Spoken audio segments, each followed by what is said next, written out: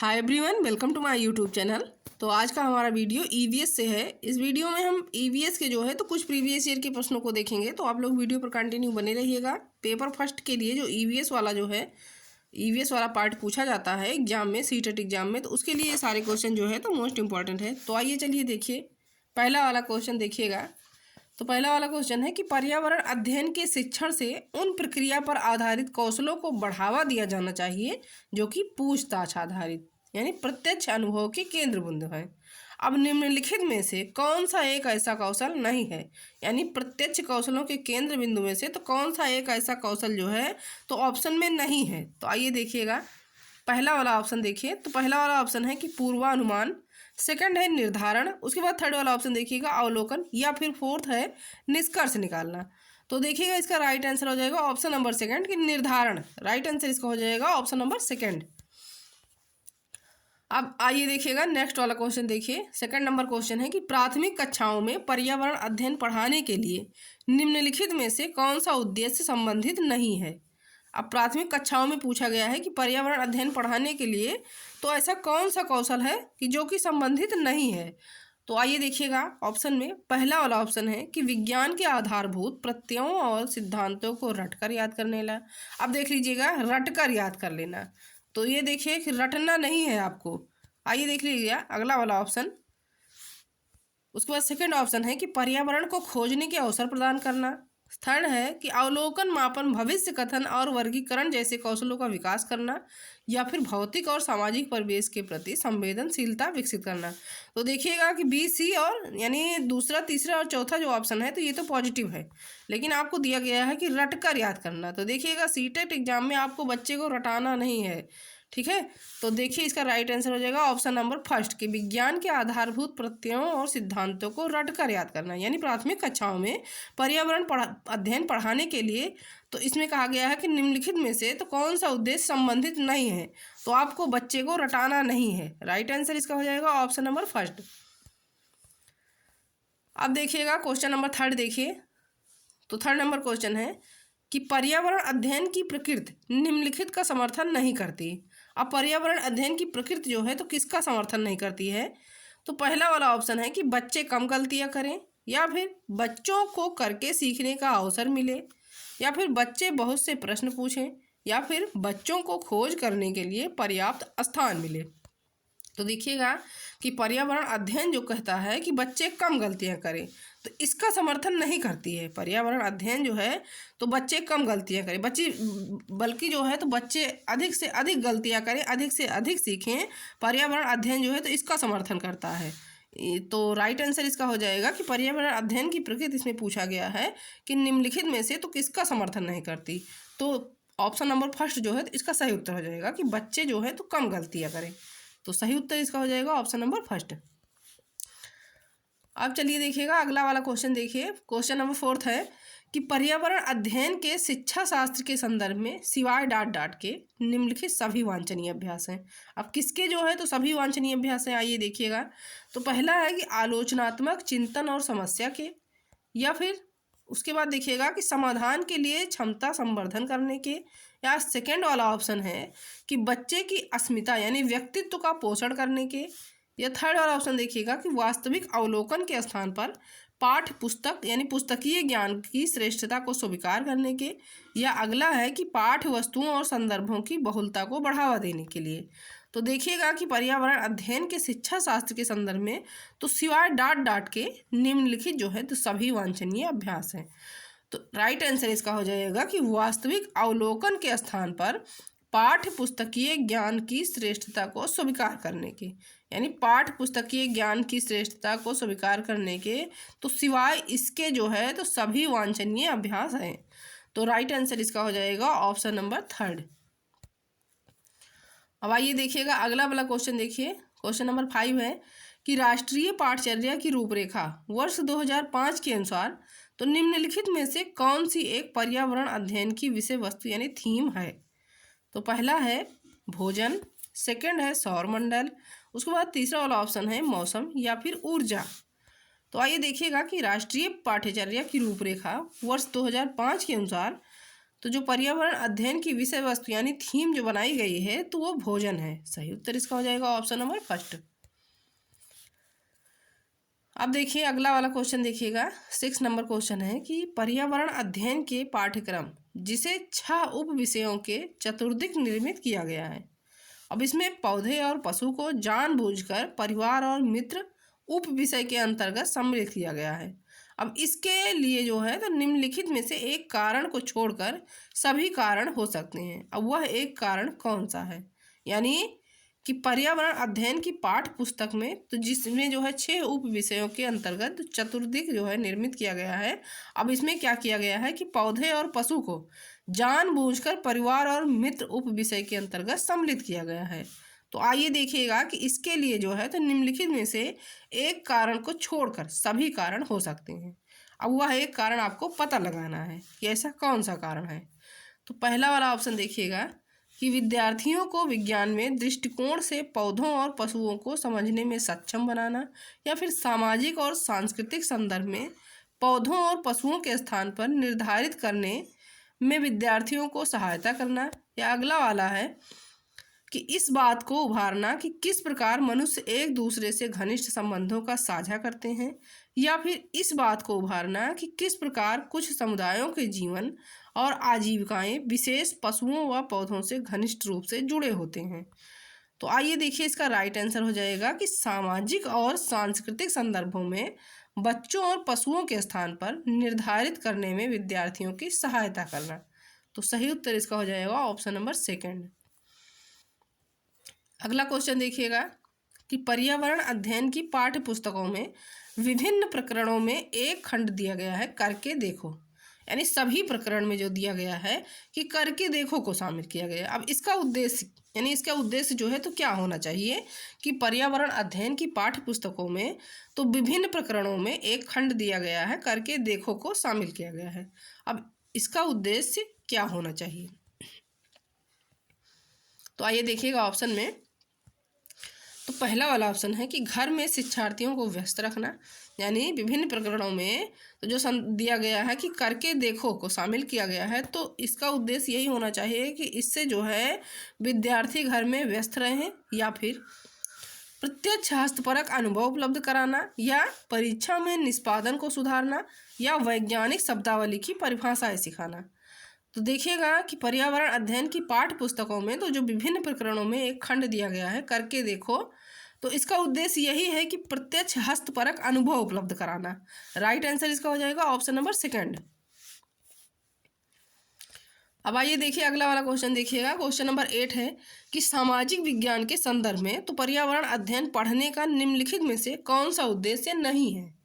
अब सामाजिक विज्ञान के संदर्भ में इसमें पूछा गया है कि पर्यावरण अध्ययन पढ़ने का तो निम्नलिखित में से कौन सा एक उद्देश्य जो है तो वो नहीं है। तो आइए देखिएगा पहला वाला ऑप्शन देखिएगा कि इसे बच्चों को मुख्य शब्दावली की सही परिभाषा याद करने योग्य बनाना। अब देख लीजिएगा, याद करना रटाना आपको जो है तो सीटेट एग्जाम में नहीं कराना है, तो सबसे पहला ही जो है ऑप्शन आपको गलत लग रहा है। चलिए अगला वाला ऑप्शन देख लीजिएगा।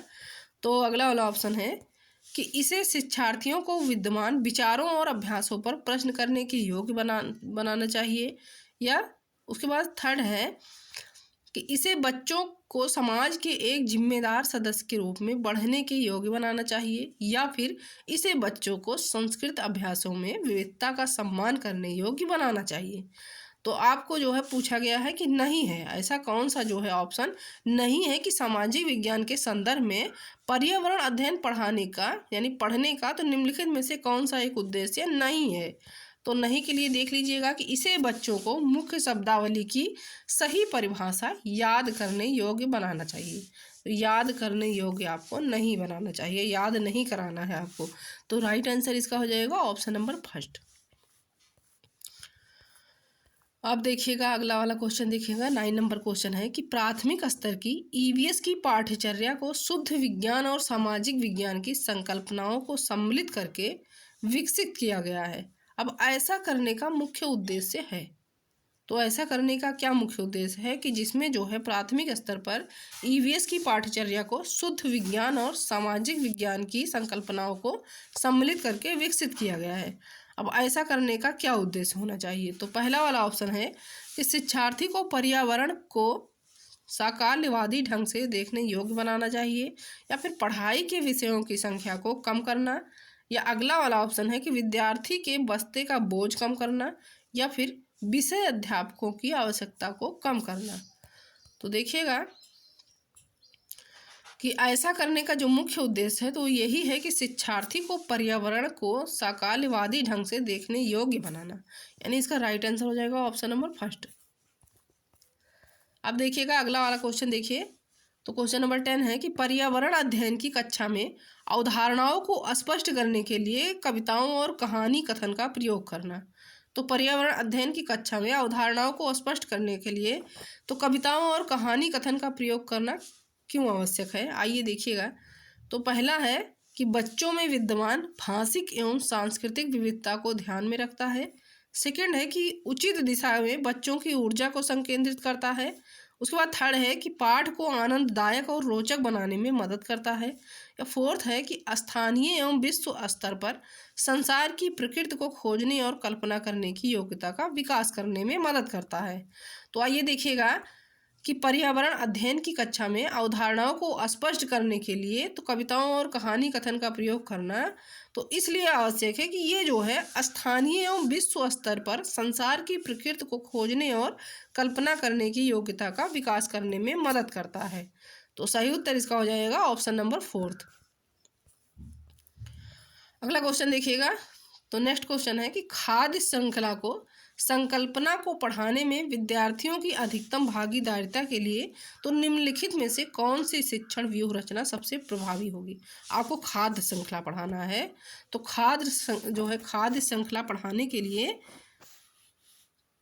अब इसमें देखिएगा कि विद्यार्थियों की सबसे अधिकतम भागीदारी होनी चाहिए। खाद्य श्रृंखला पढ़ाने के लिए तो विद्यार्थियों की अधिकतम भागीदारिता के लिए तो निम्नलिखित में से तो कौन सी शिक्षण व्यूह रचना जो होगी तो वो सबसे प्रभावी होगी। तो आइए देखिए पहला वाला है कि विद्यार्थियों को इंटरनेट से संबंधित जानकारी एकत्र करने के लिए कहना, या फिर श्यामपट्ट पर लिखी विभिन्न खाद्य श्रृंखलाओं के सभी उदाहरणों को देखकर लिखने के लिए विद्यार्थियों से कहना, या अगला है कि जीवों के प्ले कार्ड बनाना और विद्यार्थियों के समूह को विभिन्न खाद्य श्रृंखलाओं को सोचते हुए उन्हें व्यवस्थित करने के लिए कहना, या फोर्थ है कि विभिन्न आवासों में चलने वाली संभावित खाद्य श्रृंखला की खोज करने के लिए विद्यार्थियों को कहना।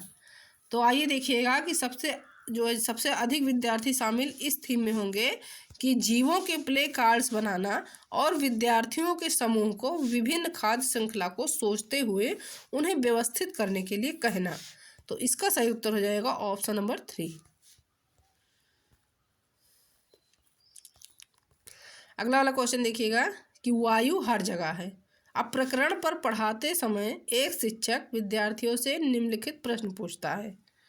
तो आइए देखिएगा कौन कौन से प्रश्न पूछता है एक शिक्षक कि क्या मृदा में वायु है, उसके बाद क्या पानी के अंदर वायु है, क्या हमारे शरीर में वायु है, क्यों हमारी हड्डियों में वायु है। अब शिक्षक शिक्षार्थियों में तो निम्नलिखित में से कौन सा कौशल विकसित करने का प्रयास कर रहा है। तो आइए देखिएगा पहला वाला ऑप्शन है कि वर्गीकरण कौशल, या फिर चिंतन कौशल, या संवेगात्मक कौशल, या फिर अवलोकन कौशल। तो आइए देखिए कि शिक्षक जो है तो वायु का प्रकरण पढ़ाते समय तो देखिएगा इस तरह के क्वेश्चन पूछ रहा है कि क्या मृदा में वायु है, यानी क्या मिट्टी में वायु है। उसके बाद देखिए कि क्या पानी के अंदर वायु है, क्या हमारे शरीर में वायु है, क्यों हमारी हड्डियों में वायु है। तो इस तरह के क्वेश्चन पूछने पर जो है तो शिक्षार्थियों के अंदर में जो एक शिक्षक है तो वो चिंतन कौशल को विकसित करने का प्रयास कर रहा है। यानी इस तरह के क्वेश्चन पूछने पर तो वो जो शिक्षक है वो शिक्षार्थियों के अंदर में चिंतन कौशल विकसित करने का प्रयास कर रहा है। तो राइट आंसर इसका हो जाएगा ऑप्शन नंबर 2। अब आइए देखिए अगला वाला क्वेश्चन देखिएगा कि बीज अंकुरण की अवधारणा को इस तरह सबसे बेहतर तरीके से पढ़ाया जा सकता है। तो देखिएगा किस तरह से। तो पहला वाला है कि बीज बोने, अंकुरण के विभिन्न चरणों का अवलोकन करने और उनका चित्र बनाने की गतिविधि को बच्चों को निष्पादित करने के लिए कहना, या फिर अंकुरित बीजों की फोटो दिखाना, या कक्षा में अंकुरित बीजों को दिखाना और अंकुरण की प्रक्रिया को स्पष्ट करना, या फिर बोर्ड पर चित्र बनाते हुए अंकुरण के चरणों को प्रदर्शित करना। तो देखिएगा कि बीज अंकुरण की अवधारणा को इस तरह सबसे बेहतर तरीके से पढ़ाया जा सकता है कि बीज बोने और अंकुरण के विभिन्न चरणों का अवलोकन करने और उनका चित्र बनाने की गतिविधि को बच्चों को निष्पादित करने के लिए कहना। तो सही उत्तर इसका हो जाएगा ऑप्शन नंबर फर्स्ट। अगला क्वेश्चन देखिएगा कि रश्मि को यह सिखाया जाता है कि वह प्रश्न पत्र बनाते समय निम्न चरण यानी क्रमों में नहीं का अनुपालन करे। अब रश्मि को देखिएगा, रश्मि जो है तो वो शिक्षिका है जो कि प्रश्न पत्र बना रही है और प्रश्न पत्र बनाते समय निम्न क्रम में नहीं का अनुपालन करे।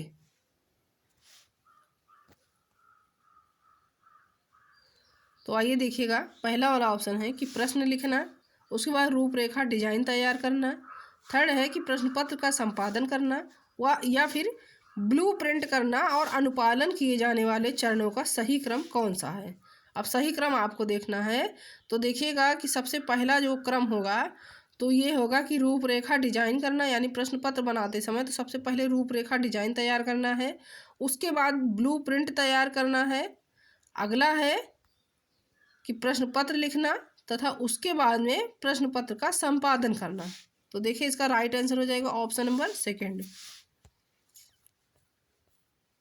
अब इस वीडियो का सबसे लास्ट वाला क्वेश्चन देखिएगा कि जीव जंतुओं पर आधारित पाठ को पढ़ाने के बाद शीतल कक्षा 4 के शिक्षार्थियों के लिए चिड़ियाघर के भ्रमण का आयोजन करती है। अब यह डाट शिक्षार्थियों की मदद करेगा। तो आइए देखिएगा, पहला है कि जीव जंतु संरक्षण के कौशलों के विकास करने में यानी शिक्षार्थियों की मदद करेगा, या फिर दैनिक समय सारणी की दिनचर्या में बदलाव, या थर्ड है कि कक्षा कक्षीय अधिगम को वास्तविक जीवन की परिस्थितियों के साथ जोड़ने में, या अगला है कि जीव जंतुओं को पालतू कैसे बनाया जाए इसके प्रति संवेदनशीलता विकसित करने में। तो आइए देखिए कि जीव जंतुओं पर आधारित पाठ को पढ़ाने के बाद जो शीतल है तो वो कक्षा 4 के शिक्षार्थियों के लिए चिड़ियाघर के भ्रमण का आयोजन करती है। अब यह डाट में शिक्षार्थियों की मदद करेगा। तो ये जो है कक्षा कक्षीय अधिगम को वास्तविक जीवन की परिस्थितियों के साथ जोड़ने में शिक्षार्थियों की मदद करेगा। तो इसका राइट आंसर हो जाएगा ऑप्शन नंबर 3।